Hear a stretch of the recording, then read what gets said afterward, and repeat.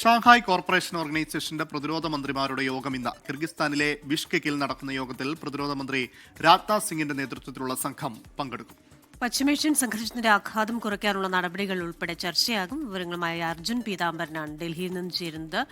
Arjun, very good morning. ഈ SCOയുടെ സമ്മിറ്റിൽ പ്രതിരോധ മന്ത്രി പങ്കെടുക്കുന്നുണ്ട്. പശ്ചിമേഷ്യയിലെ സമാധാനം അതേറെ പ്രധാനപ്പെട്ട കാര്യമാണ്. ഒപ്പം മറ്റെന്തൊക്കെ കാര്യങ്ങൾ ചർച്ചയാകും?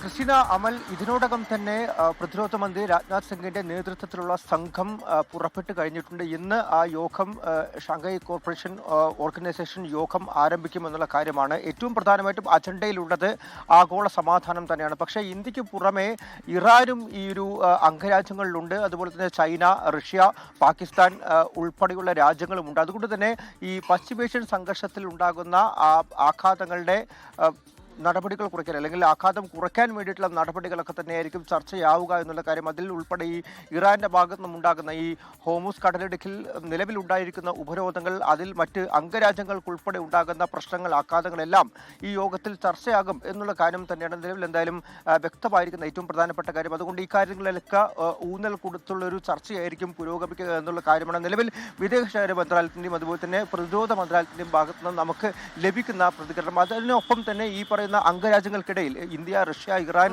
ചൈന ഉൾപ്പെടെയുള്ള രാജ്യങ്ങൾക്കിടയിലുള്ള സുരക്ഷാ പിന്തുണ അല്ലെങ്കിൽ അതിനുള്ള പ്രവർത്തനങ്ങൾ കൂടുതൽ ശക്തമാക്കുന്നതിന് വേണ്ടിയിട്ടുള്ള ചർച്ചകളും നടക്കുമെന്നുള്ള കാര്യം തന്നെയാണ് ഇപ്പോൾ അറിയാൻ സാധിക്കുന്നത്. ക്രിസ്റ്റീന, അമൽ. ശരി, SCOയുടെ പ്രതിരോധ മന്ത്രിമാരുടെ യോഗം ഇന്ന് കിർഗിസ്ഥാനിൽ നടക്കുകയാണ്. വിവരങ്ങൾ നൽകുകയായിരുന്നു അർജുൻ പീതാംബരൻ.